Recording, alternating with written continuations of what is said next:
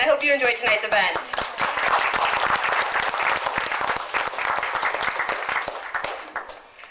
Tonight's event is very, very important because we're dealing with the war in Iraq, and this is something that has been going on and will now continue now that Bush has been reelected into office, although it wouldn't have changed much if Kerry had won, but still Bush is back in power. And one thing that we don't hear enough about is veterans' rights. We hear about the money going to the war, but not about what happens when they get back. So tonight we're going to talk about that, and we're going to talk about how we're going to deal with Bush now that he has his so-called mandate and his so-called political currency that he's going to be spending, and how we can counter what he wants to do. For those of you, I think most of you know the IDF, but we are a Peace with Justice campus ministry, and next year, or in April basically, we'll be celebrating our 100th anniversary. So look for that next spring. We're all very excited about that. We have several programs here. The PRC is one of them, which is also one that does anti-war work along with the IDF staff. The PRC is a progressive resource action cooperative, and they, in addition to doing anti-war work, also do anti-chief work, which is organizing around the mascot, the racist mascot at the U of I. And so most of you have done this already, but if you have not, we have these pledge cards that we want you to fill out. We have an event next Wednesday, and we are collecting these to give to the Board of Trustees who are going to be here on our campus for once. So please fill them out on the front and the back. You need to sign it too. I know it's been kind of confusing. There are two sides. So if you haven't gotten one, staff is going to be passing that out. If you already filled it out, they can take it. And they can also take raffle tickets if you filled them out and you want to turn them in. But we will also be selling and collecting raffle tickets after the speaker, so don't worry, you still have time. I want to thank the co-sponsors before we go ahead and get started. We had a lot of help from organizations to get the word out about this event. The co-sponsors were the Activist Forum, the Anti-War, Anti-Racism Effort AWARE, El Centro por los Trabajadores, Feminist Majority, the Champaign County Healthcare Consumers, the Common Ground Food Cooperative, which is another program of the IDF, which is right down the hall. If you've never been there, you should definitely check it out. The Muslim Student Association, the student chapter of the NAACP, the Progressive Resource Action Cooperative, the UC Friends Meeting, Vietnam Veterans Against the War, and the Women's Direct Action Collective. And I'm going to go ahead and give a little bit of background about our speaker tonight, Bill Davis, and then he's going to go ahead and come up and speak, and then we'll be having a raffle after this, which is going to be very exciting. We have some really, really cool prizes, and then the event will be over. So hopefully you'll have a good time in that time that we have. Bill Davis has a long history of both labor and anti-war organizing. He is one of the national coordinators of Vietnam Veterans Against the War, VVAW, and he is also the president of the Auto Mechanics Union Local 701. And he has been a member of that union since 1977. And he is also a retired, sorry, I'm losing notes here. Retired from the Air Force. He served all over the world, including Vietnam and Thailand. And so he's going to today talk about the anti-war movement and the labor movement and what we can do to change what Bush is doing in Iraq. Come on up, Bill.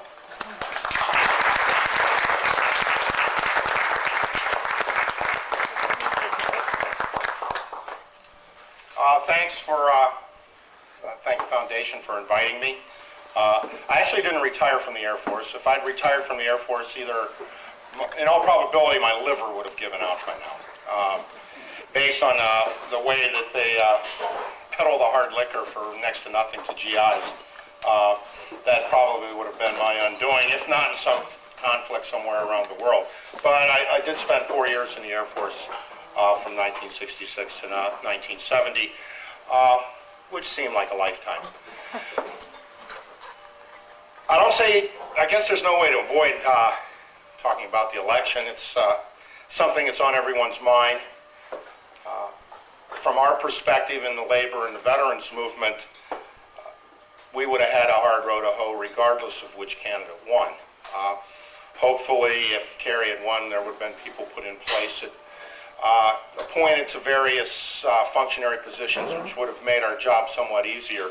But I have to be honest when I say that since the Nixon administration, veterans benefits and the treatment and care of veterans in this country has been steadily declining, and that has gone basically unabated whether there's been a Democrat or a Republican in power.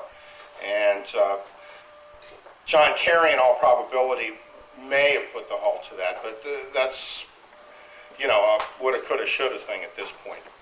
it's abundantly clear that the so-called mandate is, or as he was quoted in the paper, he has the mandate and the will of the people at his back. It's one of those things that George Bush says that it's not really clear what he means by that, but we seem to get the idea that it means I can do whatever the hell I want, but that will not be the case. While an incredible election took place where 60% of the electorate turned out, registered voters, only 51% of that comprised his mandate, with a close 49% not comprising his mandate. Of course, 40% of the registered voters didn't bother. And then when you look at people who were eligible to vote, something like only 1/3 of the American people bothered to get involved in the process. And were probably really annoyed that this election was keeping a lot of their reality shows off of TV. And didn't get real involved. The youth vote didn't materialize. I think there'll be a lot of finger pointing and negative comments directed at different groups. Well, you know, the African Americans didn't support as well as they could have. Some of them went for the faith-based initiative and a lot of that sort of thing. But all in all, I'd have to say that the opposition candidate sometimes was almost as exciting as a tree stump. And his positions were not well drawn. But I'm not here to attack John Kerry. John Kerry can defend himself.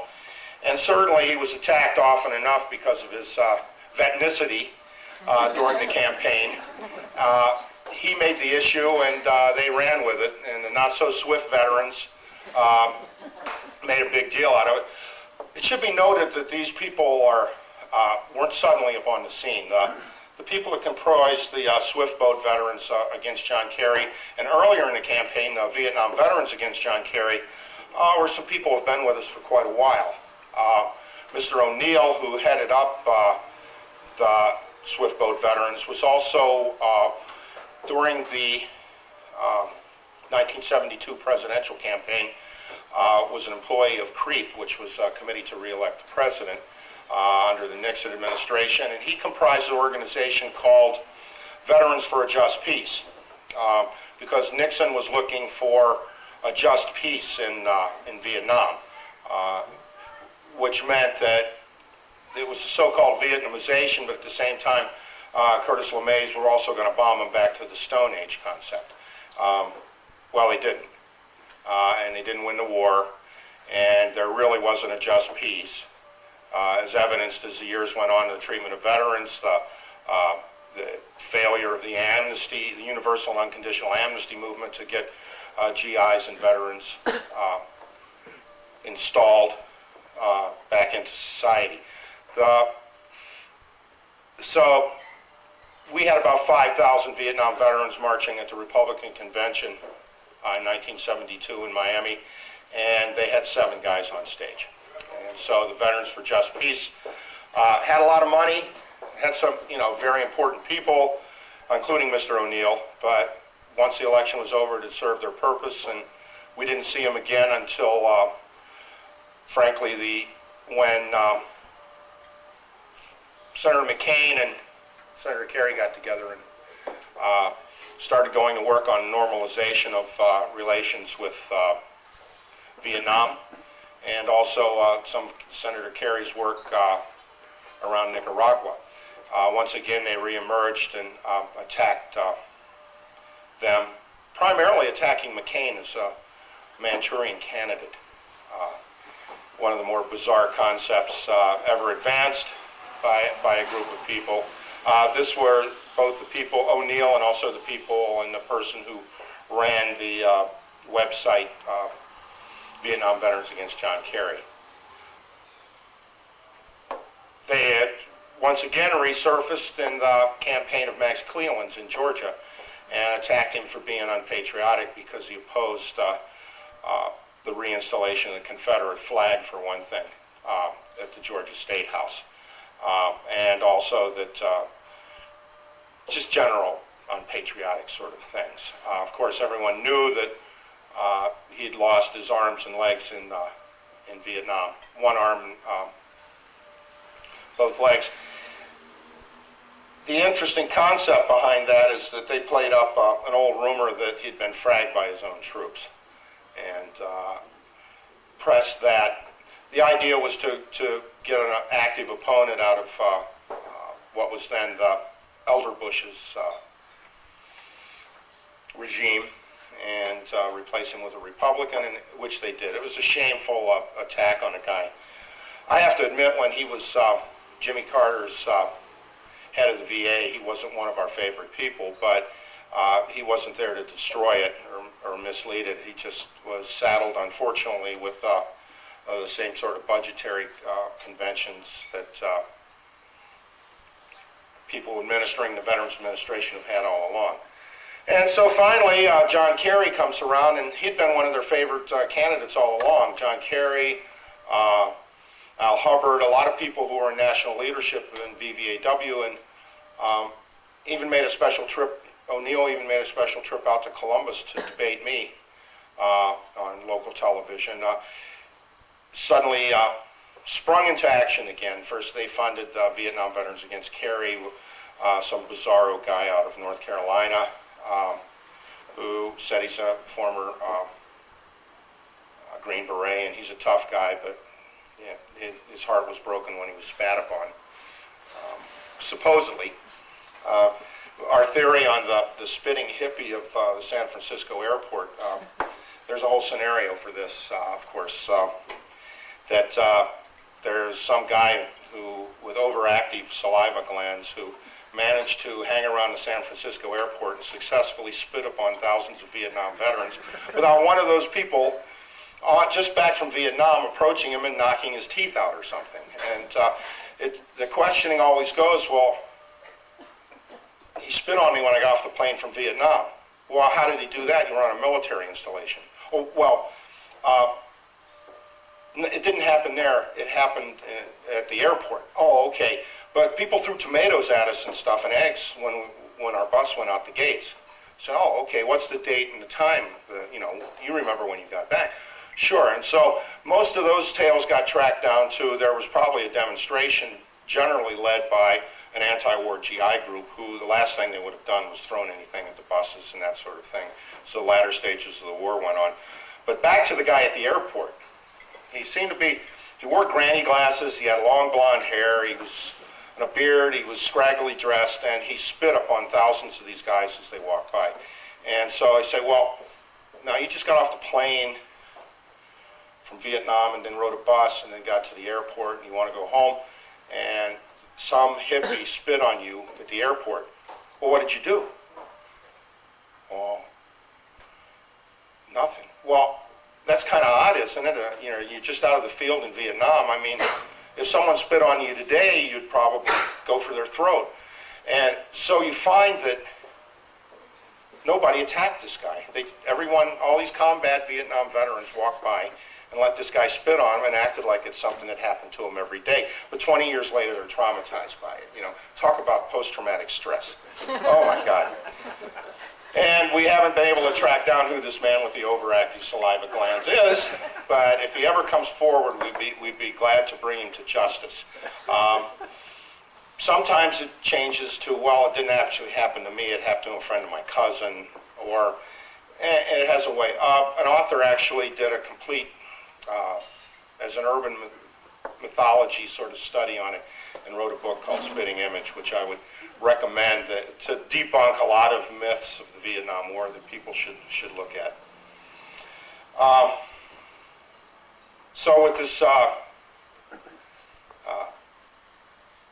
incredible people's mandate at his back, George Bush is poised to inherit the wind. He's ready to take off and run a potential rerun of his first 4 years. We believe he'll be somewhat hampered. He's basically painted himself into a corner in a lot of ways, and the tendency to believe that a lot of his positions couldn't get any worse I think basically has some foundations. But one of his first acts apparently is going to be to try to jettison some members of his cabinet, primarily former Senator John Ashcroft, who was his Attorney General, who was defeated in his re-election as a senator by a dead man. There's a lot of charisma. I don't think that he's going to be very unhappy about parting ways with Colin Powell. Colin Powell's been a continual thorn in their side by trying to be reasonable and pointing things out to them. Simple things like the Pottery Barn theory is if you break it, you have to pay for it. And they've broken Iraq, and now we're going to have to pay for it. But it doesn't bode well to have people hanging around your cabinet, pointing things out to you that may have some shred of reality and common sense involved with them. And people are angry at the way the election came out. And I mean, you hear the blame being cast around, and the blame's being cast around to all those stupid people in the red states, and they're going to be happy now. Let them eat moral values and let them keep them warm at night, and let that protect their children from going into the military. It should be noted that neither candidate said or did a hell of a lot about the poor. The poor, people below the poverty line, and the people struggling for daily existence in this country were pretty much brushed over in the whole thing. I guess they figured they couldn't afford to get to the polls, but everyone was real concerned about the middle class and the attack on the middle class and the tax burden of the middle class and the employment burdens of the middle class. I guess the middle class can afford to get to the polls and had the ability to vote. And maybe their literacy's higher because they were able to attend better schools or what have you. But the tendency to try to swing the blame of this on poor people is a bad attempt. Though I have to say, you know, people were righteous in their anger that at least they didn't go as far as the Manchester Guardian, whose headline is, "How could 59 million people be so stupid?" But that's the international feeling. And people who don't understand this country are scratching their heads, as well as a lot of us. How could an administration or a regime, if you prefer, be this bad and do so many bad things and still be reelected? Well, there's going to have to be a pretty good examination of that. But one thing that we don't want to do is encourage the Democratic Party to become more like the Republican Party.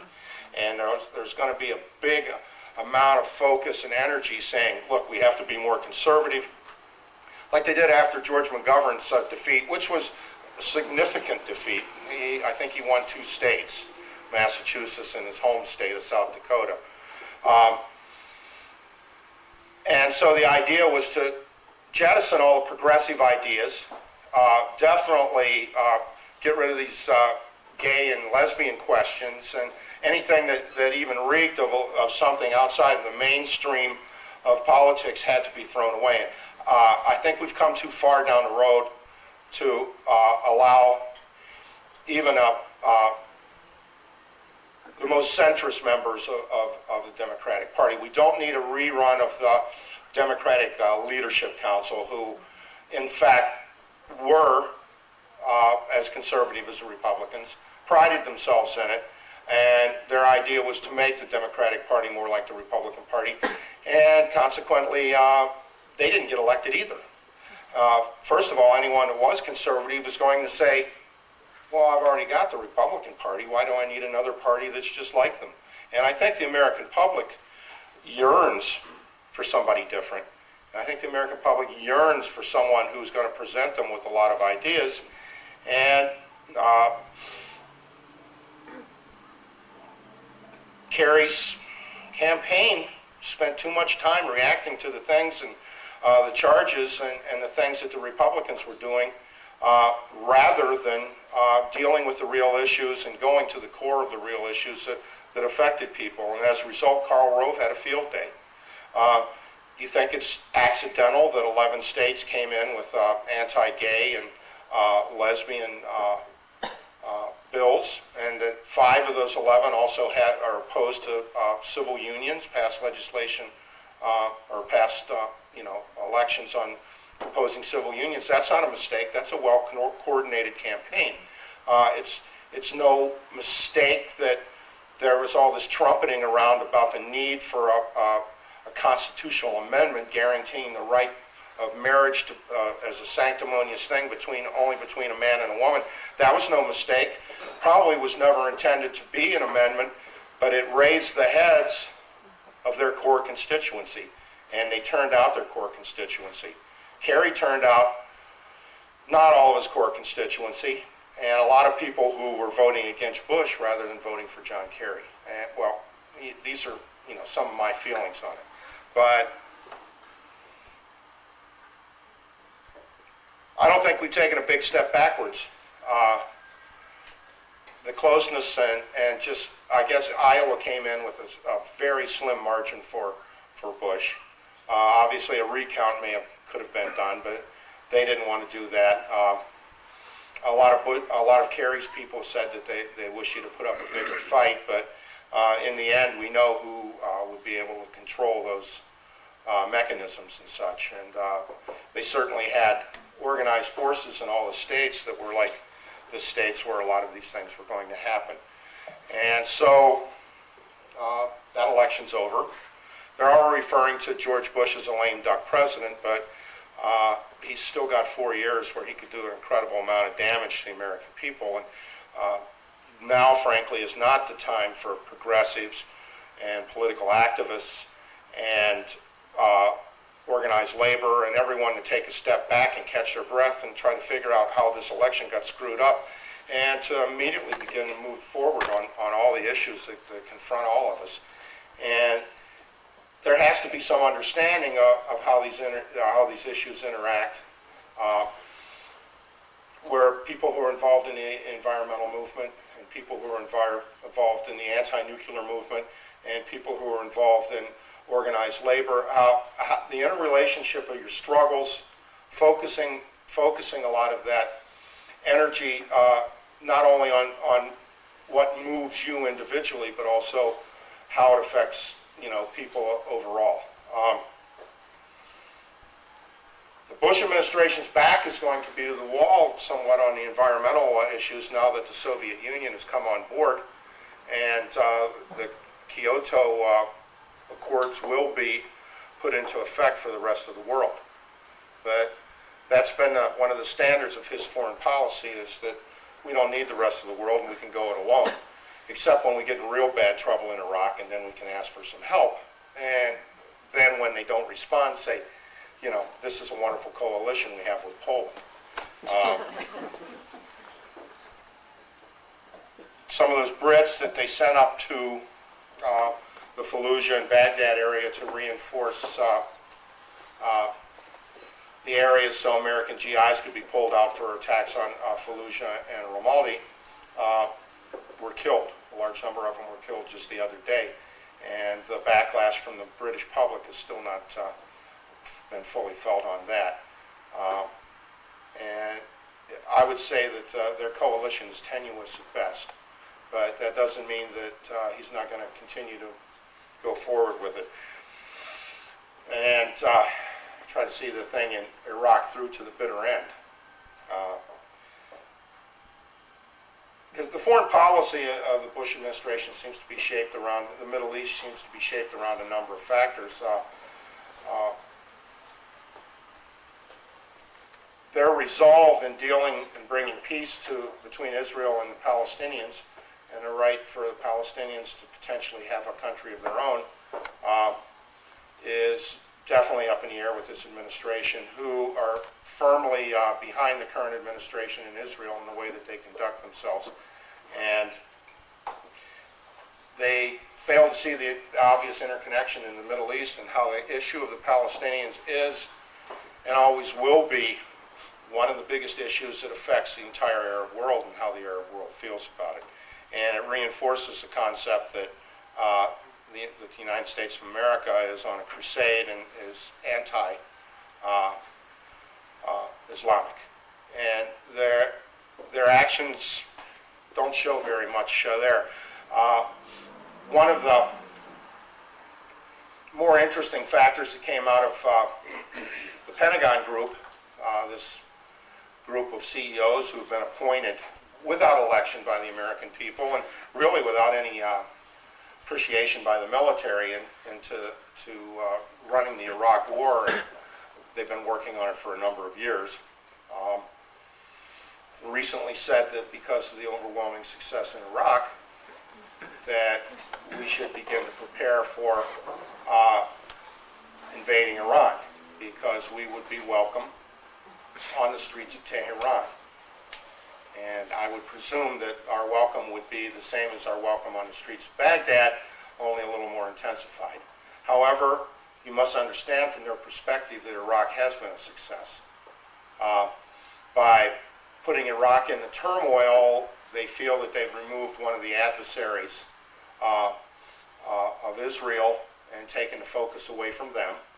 And in the sense they have, at a huge human expense to the people of Iraq, and also a growing expense to the people who go in and serve in the U.S. military. The other aspect is they've all made a lot of money, and that's what it's all about. Of course, we'll have a government eventually in Iraq. It'll be installed by the U.S., and we'll have to be there to maintain that installation, because, quite frankly, well, allow me to use a dirty word, oil. That oil is going to remain there, and as long as that oil's there, we're going to be there. The United States is not going to walk away from 35 to 40% of the world's known oil reserves. They'll do anything they can to hold on to it. Unfortunately, we will probably look at not too far down the road of just what could be no less than a massive civil war in Iraq. And in every sense of the word, we've set those conditions, and we're the ones who have made that possible. You hear the casualties, figures. It's incredible to hear them mouthing this business about maybe 15,000 Iraqis have died. The estimates have been as high as 100,000. But the idea that it's only half that is still horrific when you consider that 75% of those casualties are women and children. And that's who's dying in Fallujah. They're bombing buildings and attacking people to get rid of insurgents, but it's the women and children who are defenseless who are dying in these incredible military crushing moves that they're making. They're dropping leaflets on Fallujah for people to leave the city, but they dropped the leaflets after they sealed it off so no one could leave the city. And I remember I had a discussion earlier today with Jeff about, he's sitting right here, about a news commentator who equated the bombing of Beirut by the Israeli Air Force to his witnessing the bombing of Madrid during the Spanish Civil War, of two cities that are virtually undefended. Well, what we're doing is very similar to that. We're bombing virtually undefended civilian populace areas. And if this is how they're going to get these cities in Iraq into line, they think, in order to pull this election off, they have no concept of what the whole concept of you reap what you sow. And they're sowing even greater and greater. It's like seeding the clouds to make it rain. And then you get a cloudburst and it washes everything away. Well, they're seeding for a cloudburst of military size in Iraq that could pretend to the portents of it go on for decades. And something like this does not bode well throughout the rest of the Middle East. John Kerry thought that he could bring in troops from Arab nations to help him quell the thing. That's not a concept that George Bush has thought about, but it's a concept that is working quite well. Young Arab men across the entire Mideast are just running in place and waiting for the opportunity to go to Iraq and, if necessary, give their lives fighting for what they perceive as an attack on the Islamic way of life. And quite frankly, there's very little ways that it could be construed as anything else. We know that it's all money driven, but we also know that these people lack the basic comprehension of cultural, anthropological, and any scientific concept about how human beings function. They equate technical might and the huge weapon systems as civilization, and my God, that's the farthest thing from civilization. Those sort of things work totally in opposition to civilization. Civilization is not something that is powered by technology. Technology should be a servant to civilization, not the other way around. And what we're seeing is that application in many ways. One of the big issues coming up will be the environment. And quite frankly, their take on the environment now is we want what profits we can get now, fill our pockets, and get what we can, what we can suck out of this planet, and live for now, and the hell with everyone down the road. The hell with everyone down the road. I presume that they're going to be living on, in mansions on asteroid belts or something at some point, and the rest of us are going to be stuck in some sludge thing. Country Joe McDonald wrote a song about, it's called Picks and Lasers. It's about miners striking in the asteroid belt against major corporations who are doing their mining there, and frankly, it's not too far-fetched. The space program, however, will not be funded by the government. It will be brought to you by major corporations. And Arthur C. Clarke probably had that part right when he showed TWA taking people to the moon and such, except TWA went down the drain. And apparently so is the rest of the airline industry. Maybe we could be down to just a couple of airlines in the very near future, or one big airline. Of course, it'll be non-union with no pension, and pretty sad mess. Maybe a company union that won't make too much noise, but that's an issue for another time. I don't have to talk about education in a community like this, a place where education is paramount, but education is not paramount in the rest of the country per se. The No Child Left Behind is leaving lots of children behind, but leaving no billionaires behind. It was an unfunded mandate. We hear that term a lot, but this is truly the case. Instill the program, you underfund it, you take some very base results and say declare victory, and which is very similar to his program in Texas as when he was governor of Texas. And of all the ironies in the election, I'd like to reach out and welcome the latest Texas sheriff of Dallas County. I believe it's Lupe Perez. She's a gay Hispanic woman who has been elected the sheriff in the middle and the heart of Texas. And it says something there that the sheriff that they had for 30 years was considered worthless. That a gay Hispanic woman is now the sheriff. And she's very diminutive. She's probably about that tall. And so the whole concept of it may seem ludicrous, but I think it's a tremendous thing. I think it's a tremendous victory for the people of Texas, and may point down the road for some better things to come, particularly down there. And, if there's ever a place that needs better things to come, Texas is certainly one of them, except for some people to return there forever and never be seen again. But, which the president, by the way, said he's going to spend more time in Crawford, Texas, since everything's going so well in his administration. It would appear that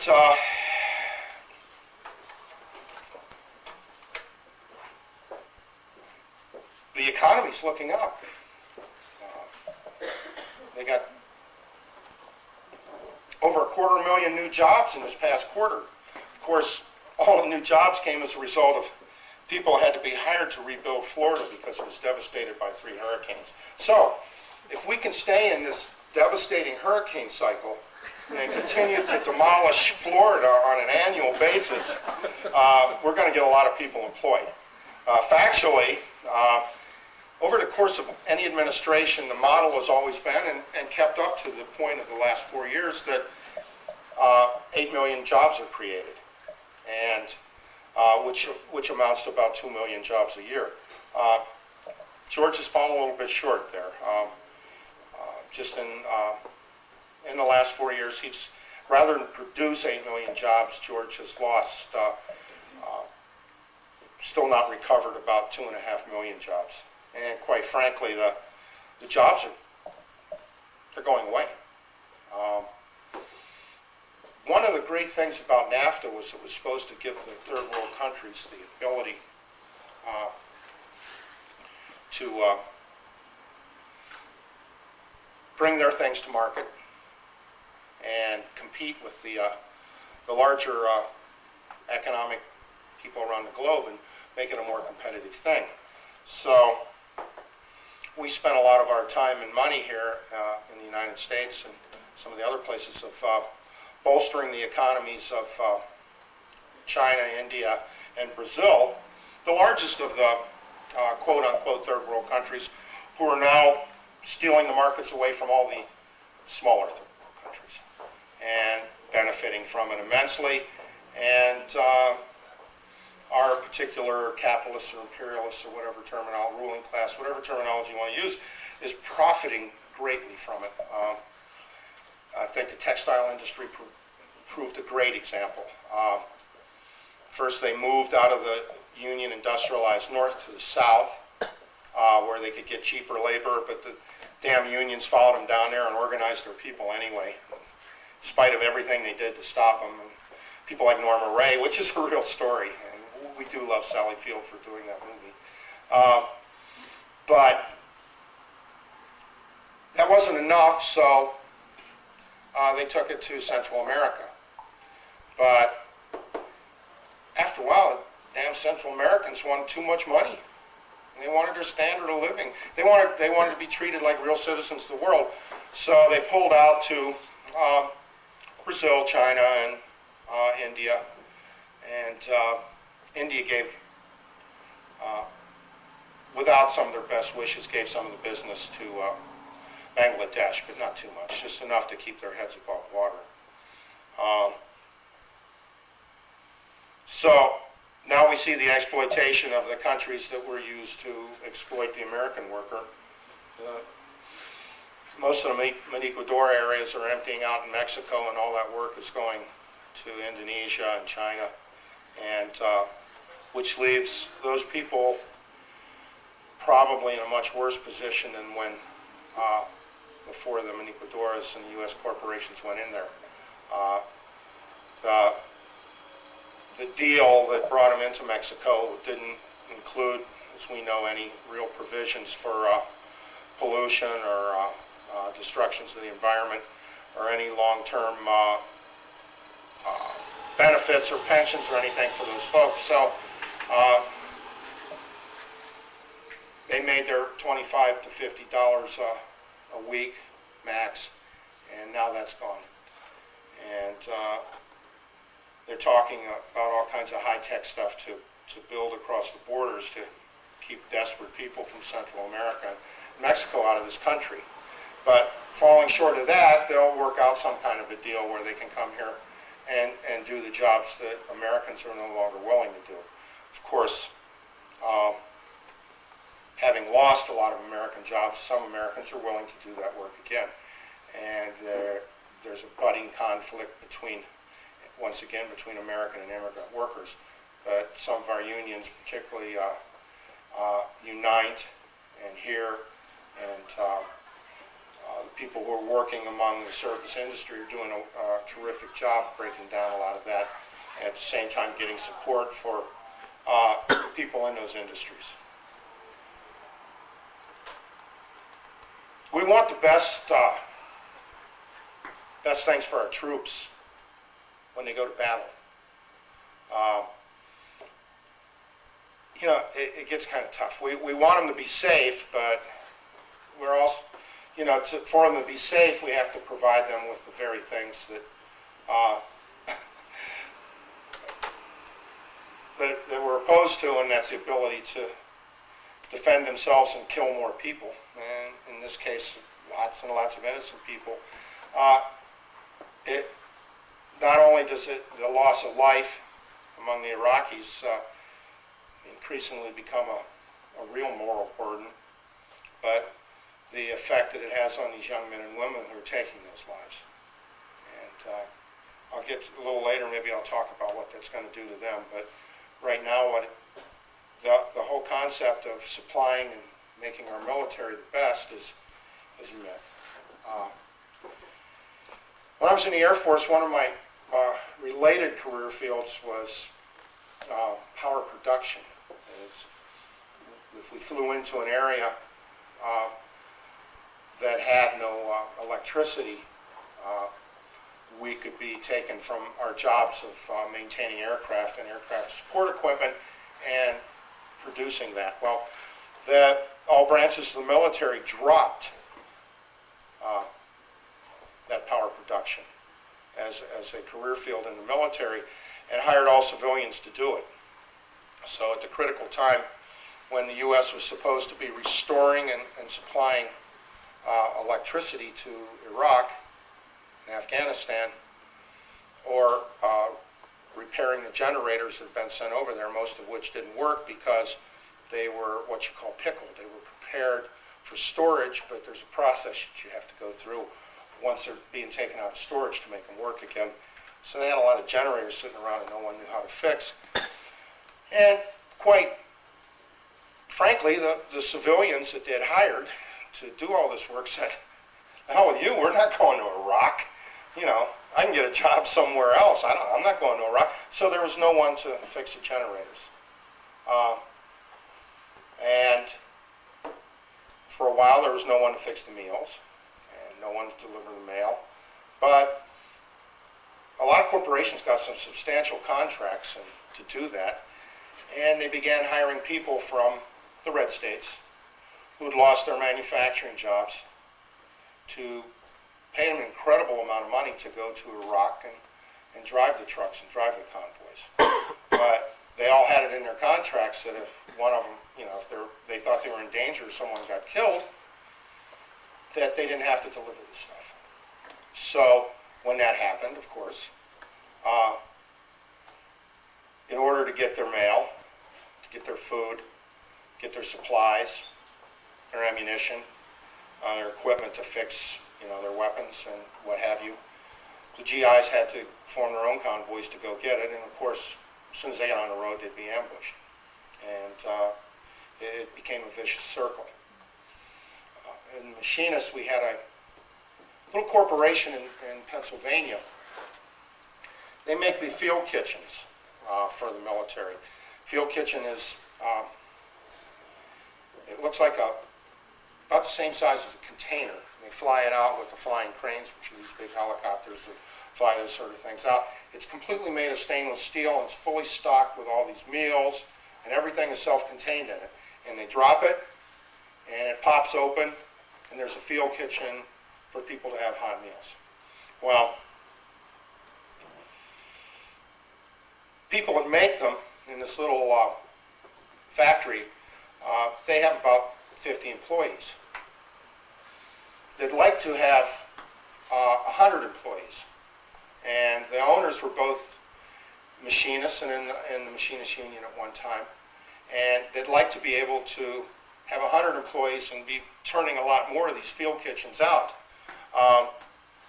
But the problem is the cost of the stainless steel to make them, because that stainless steel now has to come from China, because we no longer make that stainless steel in the United States anymore. So we're not getting the field kitchens to our GIs in the field because we don't make the steel anymore and we have to buy it from China at an inflated price. And American workers aren't getting their jobs. And it's the Ouroboros, the large snake swallowing its own tail. And it's a scary thing. And this typifies the way that this war's been run. It's a war for profit, and it's a war to protect the oil. And in that profitability goes the Bush administration and their attempts to cut down on the amount of insurance paid to widows and families of soldiers who are killed or disabled. Their refusal to increase an actual attempt to cut the combat pay of the troops who are in the field in Iraq after the war was declared over. And I'm sure everyone's familiar with the stories of the wounded GIs and from reserve units who are being held basically in dormitories until they could get around to treating them in some of the southern military installations, who were paying for their own meals, their own toilet paper, their own toiletries, and just about everything like that. The treatment of these people who are severely wounded, and the psychological damage being done to a lot of these young men and women, it can be looked on almost as horrifically as the way that we're treating the people of Iraq and Afghanistan. Afghanistan, we've returned it to the warlords. What a success. Now they're producing 70% of the world's opium, and which is up from when the Taliban ran the country. I'm not saying the Taliban were good administrators, but they had a better handle on the opium flow and kept it down, though they did profit from it somewhat. Now it's run wild, and the newly elected government of Afghanistan is looking forward to surviving this first 6 months. The first appointed president of Afghanistan was former oil pipeline executive who indirectly worked for the Bush family. And he wanted out as quick as he could because they were making about 4 or 5 attempts a week on his life. And so much goes for the great headway that we've made in Afghanistan, which is a smaller model of some of the things that we've done in Iraq. Though I haven't heard any accusations of people being killed by food dropped on them in Iraq. That was the case in Afghanistan. Nothing like being bombed with the very thing that you need. Someone told me there was a stealth bomber flew over the football game here today. It's Dad's Day. I guess they think dads like bombers or something. I don't know what kind of thought process goes through people's minds. But obviously, as well as you know, a university would keep a racist symbol of Native Americans and fight so hard for it, has as many problems as any school district in the United States, obviously. In my town, where I live outside of Chicago, 9,000 people voted for Keys. I mean, the town overwhelming. I mean, that was like about 3 or 4% of the vote. But I remarked that, God, I didn't know that we had 9,000 people available for witch hunts and book burnings, any moment's notice. But it's one of those things that comes with elections. The elections in Afghanistan undoubtedly produced a number of people in the same caliber. The elections in Iraq promised to bring us some real winners. Of course, none of them were posing for pictures because their life expectancy is probably even shorter than the people in Afghanistan. and our slow march to a cataclysmic civil war in Iraq moves on. And it sort of fits with our foreign policy, the slash and burn mentality. As long as they're in turmoil, they're not bothering us or interfering with Israel or whatever other focus we have in the world. The things that they look to salvage the economy are incredible. The housing market, the bubble has burst. People have bought houses and now they can no longer afford to live in them because they no longer have jobs, or their income has been, they're working 3 or 4 jobs at quick prints and convenience stores because their white collar job was shipped to India. The way it works is person comes around, does an evaluation of your business, and if you're a white collar worker and you work alone in a cubicle all day with a computer, you're doomed. And unfortunately, we have an acquaintance that's her job. She goes to the corporation and points out to people who are doomed. Of course, she doesn't walk up to their cubicle and point at them, but her being there is the very thing that does that. Someone who actually is a friend of mine is a corporate security guy. He has to check on them to make sure they're not doing anything illegal. Well, he's setting up a security for a trip to Shanghai. An old and venerable American company that machinists and mechanics around the United States are familiar with, Snap-on Tools, is going to China. Major portions of it are leaving Milwaukee and going to China immediately.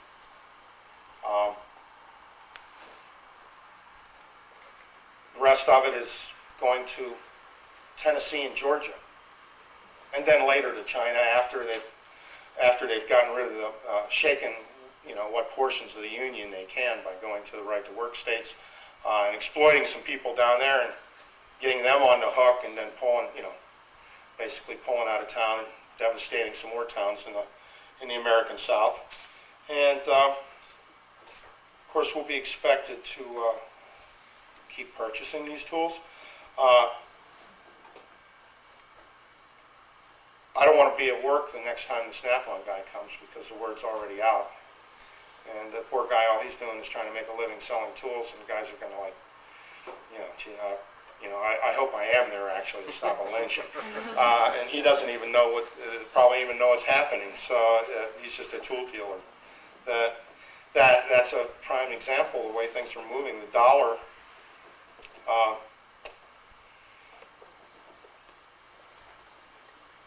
Dollar is so over tendered internationally. If the Chinese and European Union wants to cash in on all the T-bills we sold them, a lot of our institutions here will be available to them readily. Fortunately, we've gotten most of our golf courses back from the Japanese since their economy's gone down the tubes. They had to sell the American golf courses back to Americans, which helps the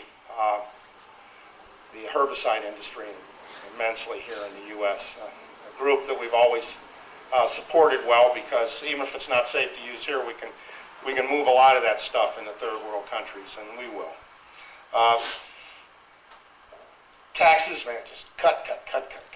Taxes, pretty soon there won't be hardly any taxes. Of course, there won't be any programs to go with them either. People who benefited, the middle class who benefited from the $600 check they got back, and unfortunately it was gone in a week or so because it didn't cover the cost of living and for housing and food and transportation and everything it needed. And as a result, the coffers of the U.S. federal government drained, and now there's just no programs to help them now that they're out of jobs and out in the street. And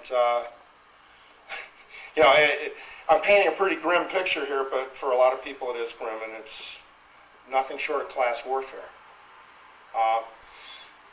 If these people have their way, what was the middle class, which was created largely by the presence of strong unions for workers and industrial workers and a lot of people. Will no longer exist, and we'll have a very disparate sort of country, a small group of extremely wealthy and a large group of extremely poor.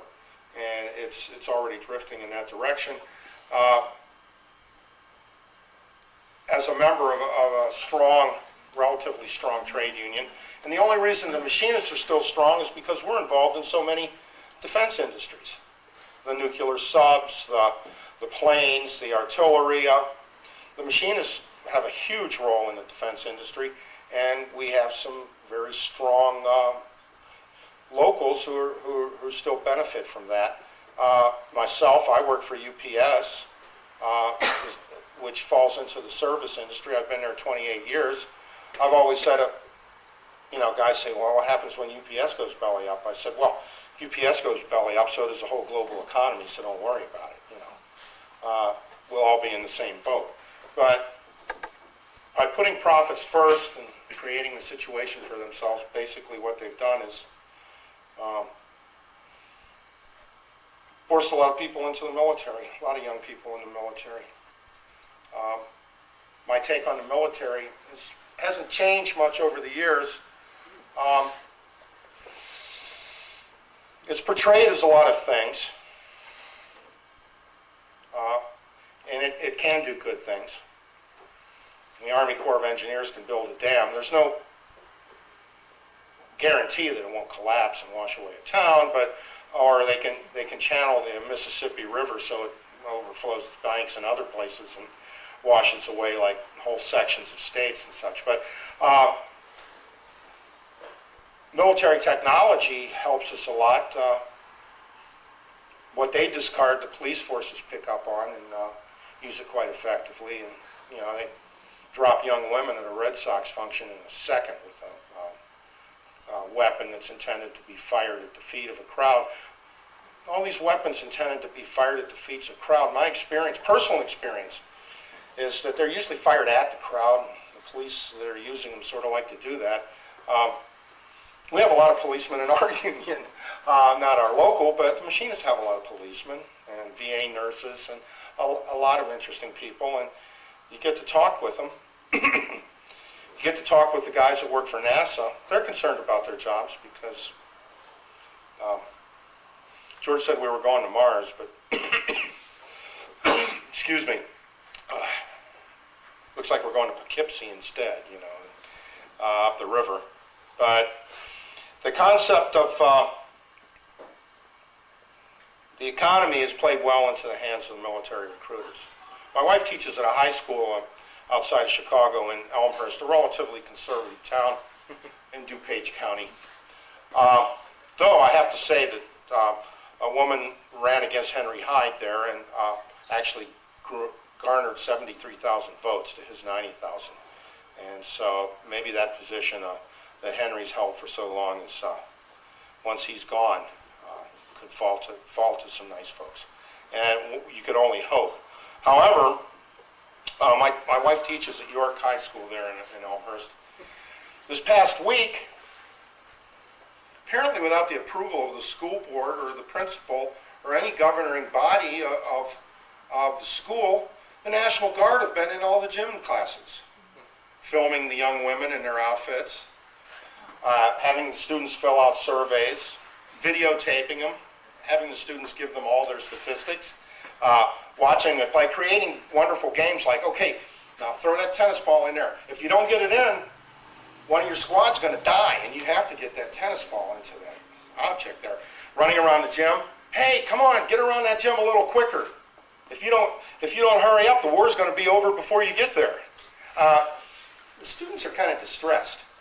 Having all these guys in uniform in their gym classes yelling at them, and no one can figure out who asked them to come. Well, they finally found out. Some of the gym teachers thought it would be a good idea. That doesn't surprise me. So there's going to be a little bit going on about that, which brings up the concept of a lot of the work we do around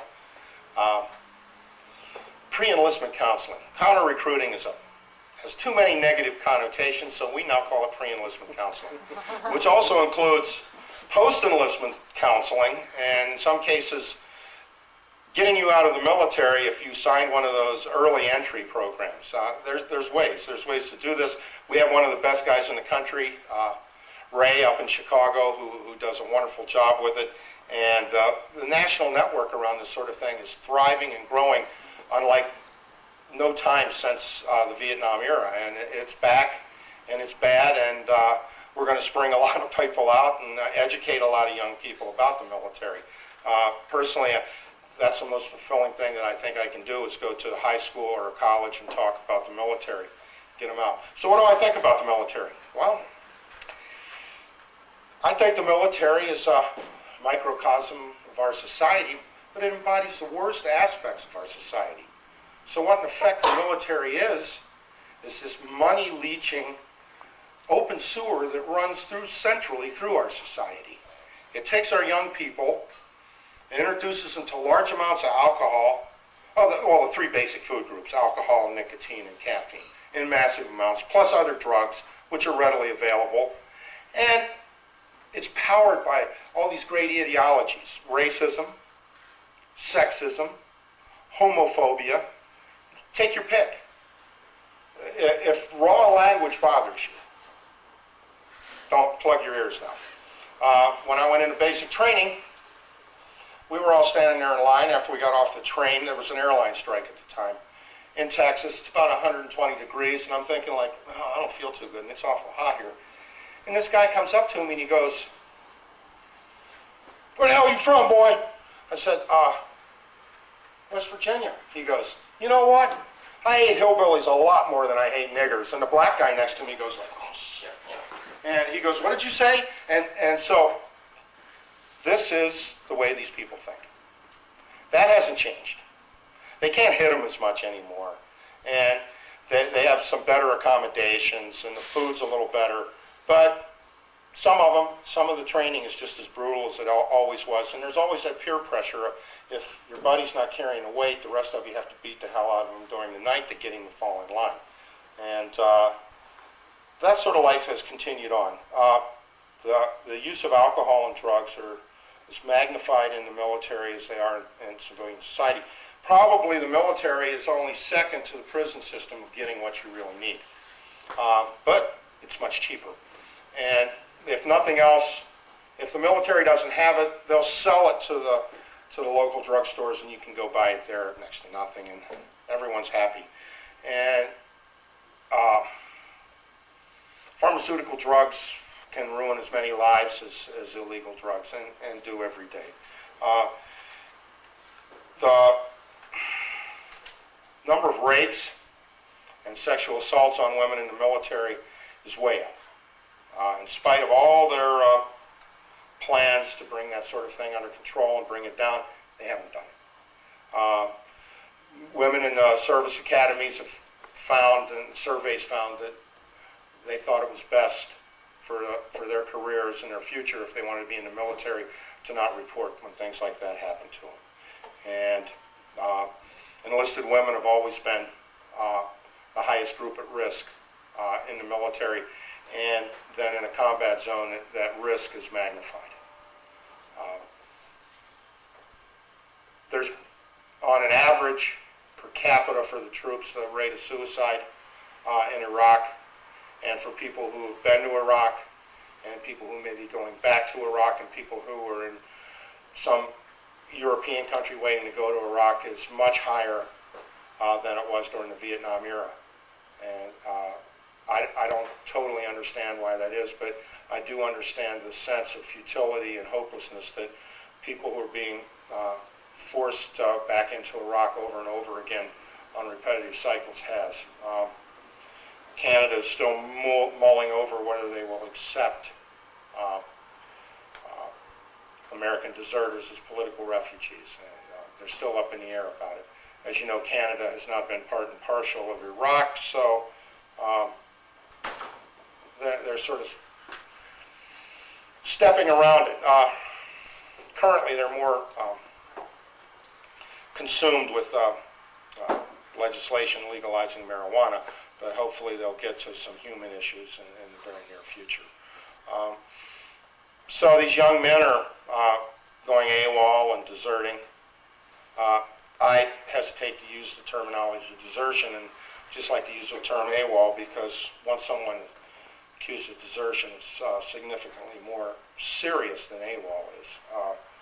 And as long as they can prove that they've kept their uniform or their identification and they plan to come back, they can generally, if they get a good representative like Ray in Chicago, can get back at, under the terms a lot better off than if they had been classified as deserters.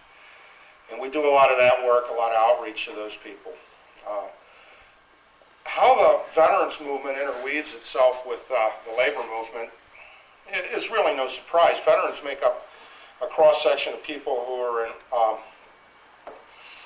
all aspects of society. Some of your instructors, people, corporate executives, but there are a lot of veterans of all eras who, excluding, of course, the homeless vets, whose numbers are growing, who are in the workforce. And they're losing their jobs, they're losing their houses.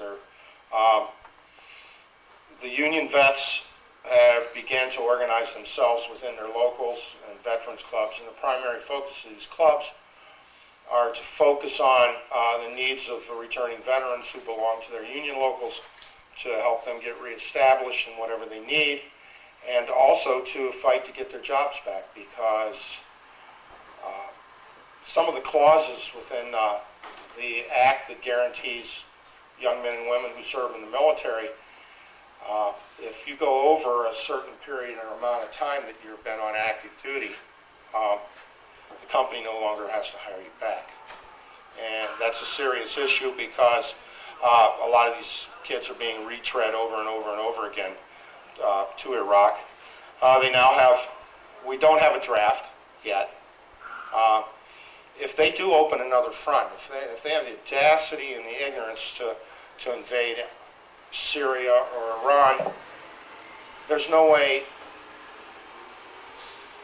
that a draft could be avoided. There's just no way they could populate the military. Enlistments are falling off rapidly now.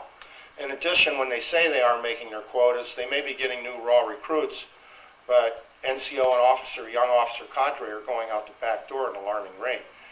Most of them came on board in the military as a career when it was a peacetime military and want nothing to do with this war or any potential future wars. So they're bailing out at an incredible rate, which is unfortunate for the new people coming in because that's the experience going out the back door is magnified 10 times of what these people would experience within one tour of duty.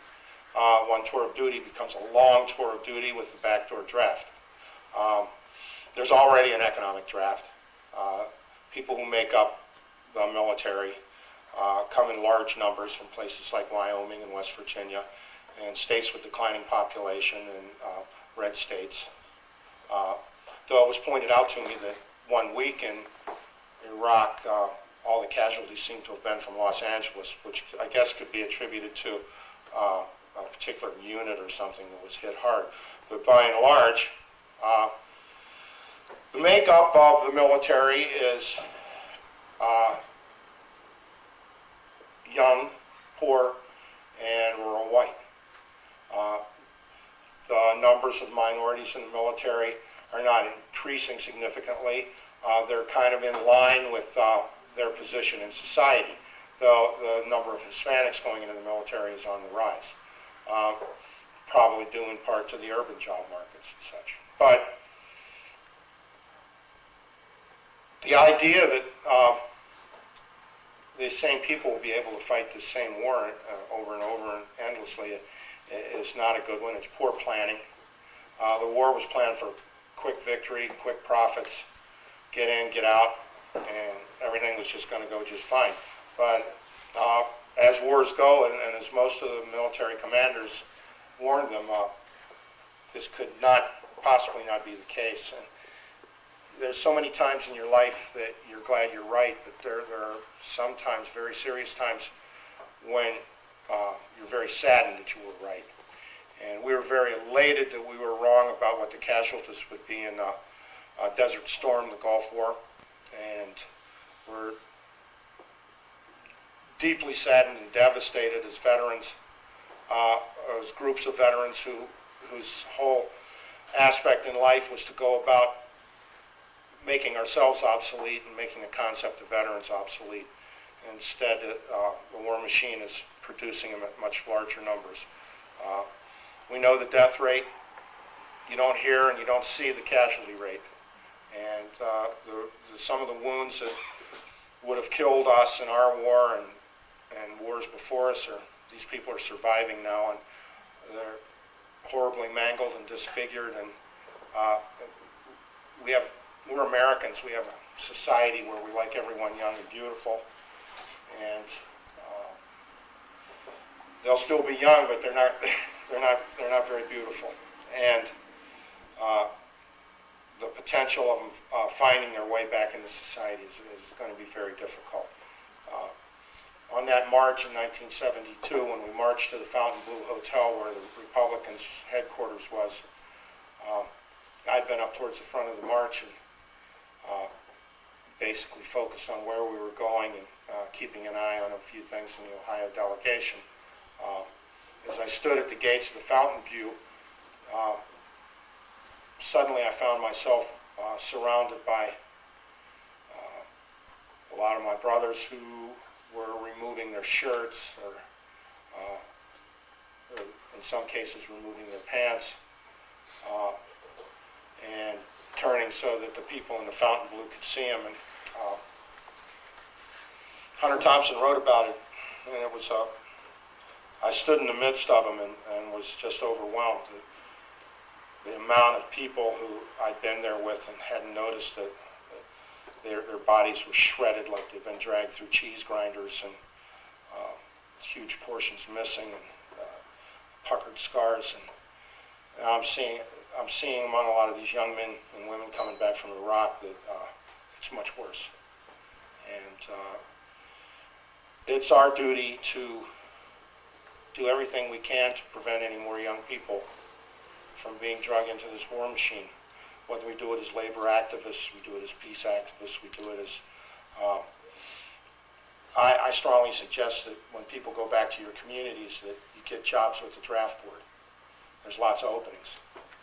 They really haven't gone back to work yet, and the draft boards need people to help them function, and the best jobs you can get there are probably, besides watching the files so you can like do Phil Berrigan's thing and destroy them later on, is probably being on the board when some young people come before you and ask for conscientious objection or the ability to, based on their beliefs, that they don't want to be in the military, and we need people on the draft boards to stand up for them.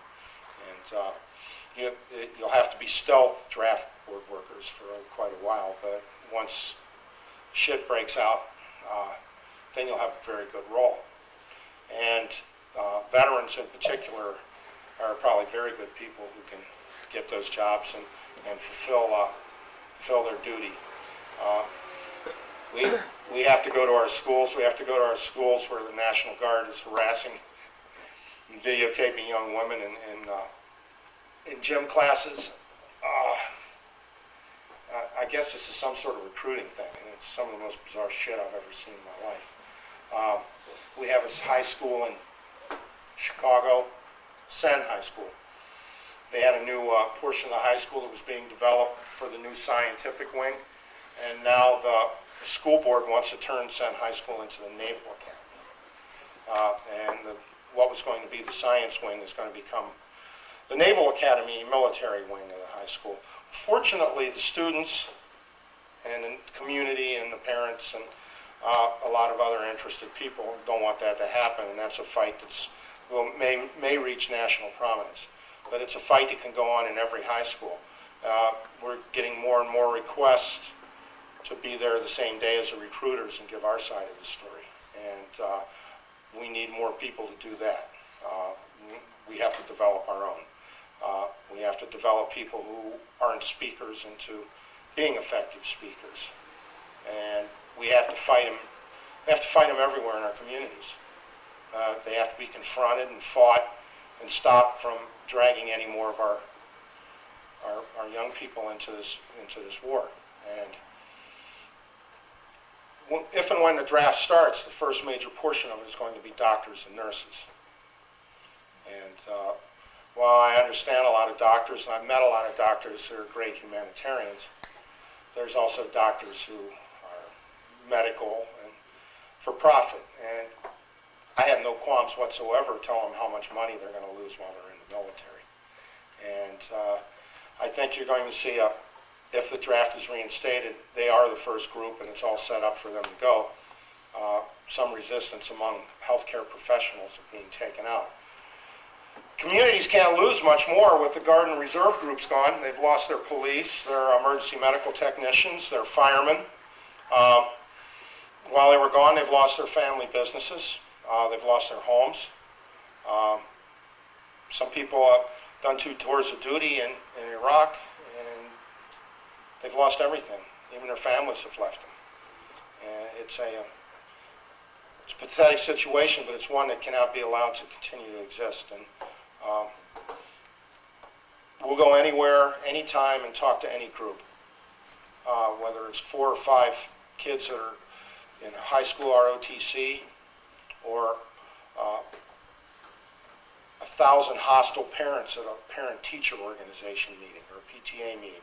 No problem.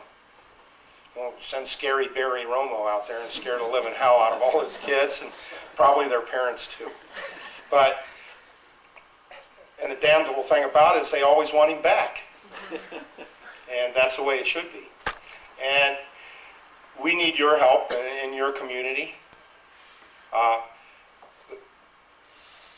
One of the major things that literally brought me to tears was the creation of U.S. Labor Against the War. For the first time in the history of the U.S. labor movement, major portions of the labor movement and some international unions and entire locals of unions and the leadership of a lot of unions stepped forward and said, we're against the war in Iraq. We're opposed to troops going to Iraq. We want the troops brought home now, and have maintained that. Of course, there were some elements and aspects who gave the old, well, the troops are in the field, we have to support them. Well, we told them that's crap. You know, we're not going to go with that anymore. And there was some opposition in some forms, but when you get a group like the Chicago Federation of Labor, which is a subsidiary of AFL-CIO, Chicago Federation of Labor is basically controlled and ran by the building trades. When you get an organization like that to make an anti-war statement, you've made some headway. And U.S. Labor Against the War has done that. I think a lot of these organizations were in sort of a holding period because of this whole election, but in retrospect, maybe some of our work should have charged forward a little harder, because regardless of who won this election, we're going to still be hung with this incredible burden. But we have to get out there. We have to get out there and work. We have to save the lives of our children and our friends and neighbors. 52, 54, 60-year-old men who are in the military reserves being sent to Iraq, dying from the heat. We have to fight for them, even if they don't want us fighting for them, even if they're opposed to us. We have to fight for them. We have to fight for our own children. And we have to fight for the people of Iraq, too, because those women and children have no way of defending themselves. What's an insurgent? How's an insurgent different from a terrorist? How is a Shiite militiaman different from an insurgent or a terrorist?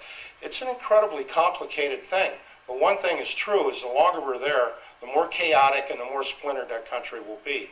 And there has to come a time and a reckoning of how it's going to be corrected. But it cannot rest in the hands of men whose sole purpose is to profit from that situation, regardless of how many people die. And it's our responsibility to use whatever means at our disposal, legally and illegally, as long as it's not violent, to stop this. And I appeal to you to join with us in the labor movement, the veterans movement, and the people's movement, and whatever progressive organization there is, except for the ones that want to be the vanguard organization and lead us. We got to make sure they're at the rear. And that we take back our country and we save our children's lives. Thank you very much.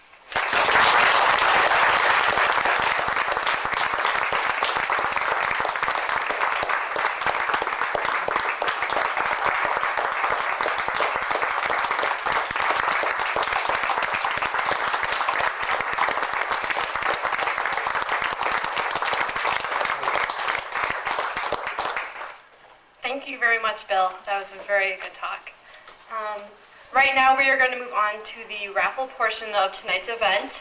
We have some really awesome raffle prizes. If you want to know what we have, please look inside the yellow program. It has a list. I can say that the second grand prize is a $100 shopping spree at Circles, which I know a lot of people want. And then the top prize is a painting done by a local artist of Martin Luther King Jr. So at this time, staff is going to be going around to collect your raffle tickets, to sell you raffle tickets, and all of that fun stuff. So raffle tickets are $1 each, or 6 for $5, 10 or 12 for $10, etc.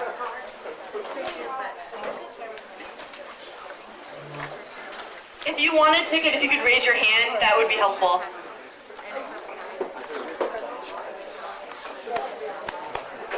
Barry would have liked it.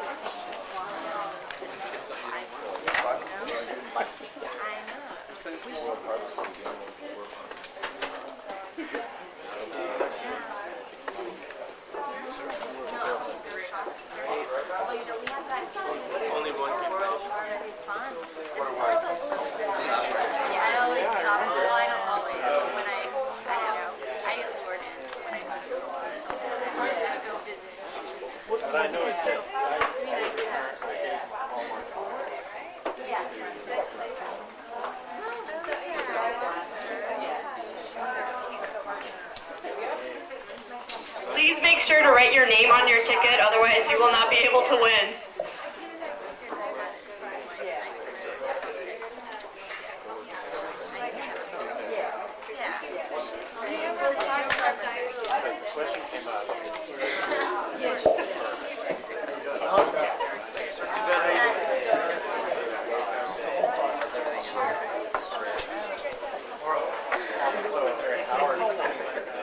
Good job.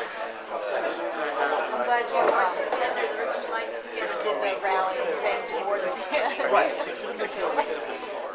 No, it's impressive otherwise.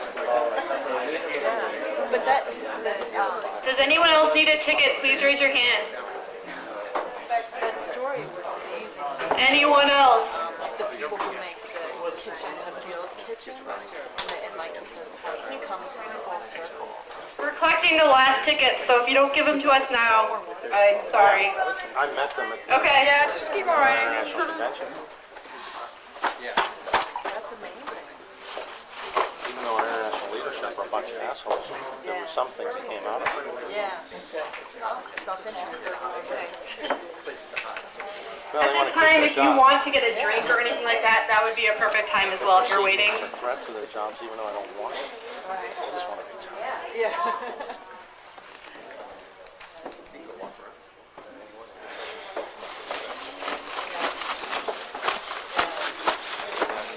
Basically, I was elected president because 3 people that are good friends who lost. Swept in Does anyone else have any tickets they need to turn in? Okay, okay. anger and loathing, which was okay. Yeah. Because we were in a critical period of we were in the grasp of the international, being held by them. So we needed someone that was appropriate or defiant. Oh yes, there's really good cake that was donated in the back. It is not vegan, I'm pretty sure, but it looks very yummy, so you should have some. But it doesn't have meat, I've been told, They all knew. which is always good to know about cake. Good. I've always been suspicious of those meat pies ever since I saw that Broadway play, you know. Last call for tickets. If you don't raise your hand now, You're out of luck. No, I have to say I'm a big Minstrel fan. I may be the only one. We've had a request to make sure they really shake this box. We will really shake it, I promise you. And you can tell that we won't be cheating because you can see. know? But some people buy a lot of tickets, and if they win several times, it's one of those things. We're going to try to limit people, though, to 2 prizes. So if you're winning more than that, then we'll move on to someone else. There you go.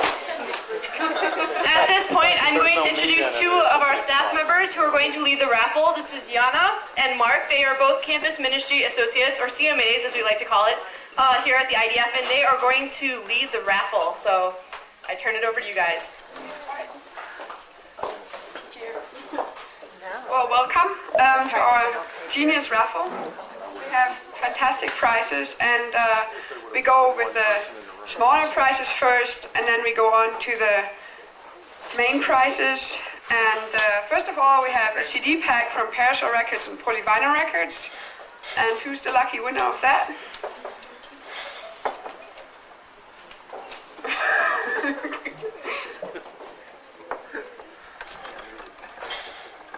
We have Daniela Takina, is that right? It's actually a DVD as well, so exciting, Maids of State, yay!